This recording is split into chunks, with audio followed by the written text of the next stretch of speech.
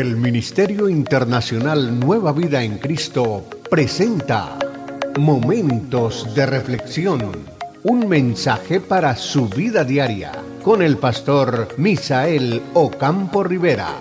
Bienvenidos. Hola amigos, cordialísimo saludo, bienvenidos a la reflexión en el día de hoy. Y quiero iniciar haciéndoles una pregunta: ¿cómo les ha parecido la defensa que Pablo ha hecho de su fe ante eminencias, ante autoridades? Porque quiero que sepamos esto, que una cosa es hablar con gente sin conocimiento, otra cosa es hablar con gente que tiene conocimiento, que tiene estudio, que tiene posición, que tiene rango, que tiene autoridad, que tiene poder en sus manos. Pero el apóstol Pablo para nada se incomoda y para nada eso se convierte en un desafío para él que no pueda superar. Porque contrario a ello, recordemos la conclusión a la que llega el rey Agripa después de oírlo. Ha pasado en todas esas audiencias anteriores y esta es una nueva audiencia donde de nuevo, en esta audiencia, Pablo es declarado inocente, libre, debiera quedar completamente libre. Veámoslo de esta manera: el paseo por esos tribunales es una solicitud de Pablo. No es que la autoridad quiera. Y los judíos que lo estaban acusando, los líderes religiosos, no lograban entender las cosas. Estaban tan enceguecidos, tan fanáticos, tan apegados a sus tradiciones religiosas, que no dieron lugar en ni un momento siquiera para que el Espíritu iluminara el entendimiento, se les pudiera prender el bombillo, como decimos nosotros, para decir: pero ¿y este hombre? Esa capacidad, esa oratoria, ese poder, esa fluidez, esa autoridad que tiene. Nosotros lo que estamos haciendo con esto es que ellos hubieran podido llegar a reconocer, lo que estamos haciendo con esto es permitir que él lleve ese mensaje a las autoridades, a las eminencias, porque hasta ahora lo estaba diciendo por ahí en las sinagogas, lo estaba diciendo por ahí a la orilla de los ríos, pero ahora imagínense que está llegando a los palacios, está llegando a esos lugares exclusivos, y allá está hablando. Y hasta ahora esas autoridades no toman ninguna decisión para culparlo, para juzgarlo. Por el contrario, vamos a darnos cuenta de lo que dice ahora Agripa. El rey Agripa, estoy en el capítulo 26, cerrando 26, verso 30. El gobernador Festo, Berenice y todos los que estaban allí sentados se levantaron. Al salir del cuarto decían entre ellos, es decir, el salir del cuarto es de la audiencia, el sitio de la audiencia: este hombre no ha hecho nada por lo que deba morir o ser encarcelado. Y Agripa, que es el rey, le dice a Festo, que es el gobernador encargado directo sobre ese caso, y que lo ha puesto para que el rey Agripa mire a ver si encuentra algunos cargos para podérselos escribir en la carta que se le va a mandar al emperador a Roma. Y el rey Agripa le dijo a Festo: este hombre hubiera podido quedar en libertad si no hubiese apelado al emperador. Mire el razonamiento del rey. Otra vez se está declarando inocente a Pablo. Otra vez están considerando que Pablo no debe seguir de tribunal en tribunal. Pero ¿qué sucede? La ley romana, como la persona implicada en este caso, el detenido, el preso, el que ha perdido su libertad, como ciudadano romano tiene derechos, él hace uso de su derecho para ser remitido directamente hasta Roma, donde el emperador. Y cualquier desprevenido no entendiendo este ciclo que venimos hablando, cualquier persona que diría: ¿y por qué Pablo no se quedó mejor tranquilo ahí para que lo liberaran? Regresar a Jerusalén, seguir su ministerio. Pues no, señores, no se trataba de eso. A Pablo no le gustaban las cosas fáciles, a Pablo le gustaban las cosas correctas, llegar hasta el final de las consecuencias, porque él había sido ya llamado por Dios para cumplir un papel muy importante. Recordemos que cuando Ananías llegó hasta la casa donde Pablo estaba ya privado de la visión durante 3 días, que no comió y no pudo ver, que ha perdido la luz de sus ojos, cuando Ananías llega para poner las manos sobre él y caen las escamas, le da una palabra muy importante, una palabra profética, que el Señor lo ha escogido para que sea un predicador que llevará ese mensaje hasta las autoridades más selectas, más altas, para que esté entre reyes, entre gobernadores, entre personajes distinguidos sobre la faz de la tierra. Porque tenemos que reconocer nosotros que aquí en la tierra, los presidentes, los reyes, los gobernadores, los alcaldes, los ministros de los gabinetes, los congresistas y todas aquellas personas que tienen posiciones de privilegio, son eminentes, son personas reconocidas, son personas que se les respeta, que se les tiene en cuenta su estatus.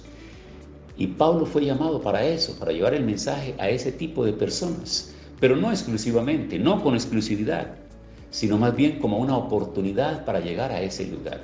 Porque es que para hablar con esas personas se requiere conocimiento, se requiere preparación, se requiere estudio, se requiere tener una cosmovisión mucho más amplia, ¿verdad? ¿Y por qué esa tarea no le fue entregada a Pedro? ¿Por qué esa tarea? Podríamos preguntar nosotros, ¿y por qué esa tarea no le fue entregada a Pedro? No fue comisionado Pedro, que fue el más distinguido entre los 12 discípulos y el que lideró a los 12 discípulos. Y el que estuvo ahí el día de Pentecostés y se levantó y habló y de ese mensaje poderoso, más de 3,000 personas se convirtieron. Pero es que recordemos el origen, recordemos la formación, recordemos la profesión, recordemos muchas cosas de Pedro. Pedro era un pescador.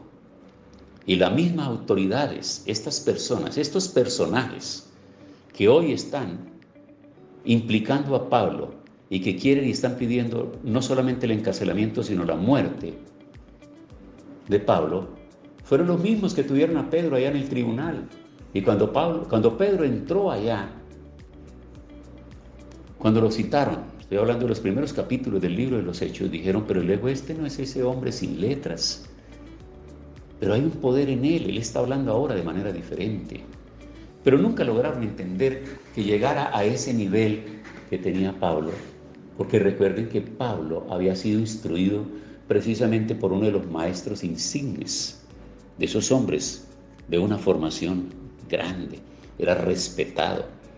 Recordemos que precisamente Gamaliel, que es el maestro de Pablo, fue el mismo que aconsejó al consejo, perdónala para la reducción, pero vale la pena para hacer esa redundancia, pero el consejo como el comité, como el equipo, pero el aconsejar es como la idea, como la sugerencia que presenta. Y está diciendo en ese momento, precisamente, está diciéndole Gamaliel al consejo, presten mucha atención, porque es posible que ustedes estén luchando contra Dios. No lo sabemos. Posiblemente este mensaje que ellos están predicando hoy venga de Dios, así que yo les recomiendo tener mucha prudencia. ¿Y qué hicieron frente al consejo que le dio Gamaliel? Entonces llamaron a Pedro, le llamaron a su compañero y le dijeron, bueno, los vamos a soltar con una condición. Y la condición es que nos sigan predicando y hablando de ese Jesús, porque ustedes están revolviendo las aguas, ustedes tienen al pueblo confundido, no lo sigan haciendo. Pero yo trataba esta parte para comparar lo que se requiere aquí, de qué clase de personas, qué nivel de formación deben tener aquellos que van a hablarle a quienes están en eminencia. Y por eso es que estos hombres se quedan escuchándolo atentamente, y no encuentran ninguna cosa de qué juzgarlo, porque ellos, como conocedores de esa historia, como conocedores de esa ley, como conocedores de la cultura judía, siendo romanos, como conocedores de esa cultura, se dan cuenta que no hay ninguna falta, y por el contrario, seguidores de los hechos y de la historia reciente, ellos saben perfectamente que a ese Jesús lo mataron, y saben perfectamente que de ese Jesús se tiene noticias, que resucitó y que hizo muchas cosas. Entonces, en el día de hoy, nosotros nos damos cuenta que ahora Pablo está listo para ser despachado para Roma.